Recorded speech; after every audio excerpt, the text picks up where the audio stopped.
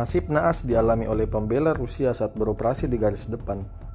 Mereka dilenyapkan oleh drone angkatan bersenjata Ukraina dengan cara mengenaskan. Dokumentasinya ramai dibicarakan warganet sejak diunggah dan beredar di media sosial Telegram pada Jumat 11 Oktober 2024. Tepatnya di wilayah Swativ, pejuang Ukraina dari tim C4 berhasil mendeteksi pergerakan musuhnya.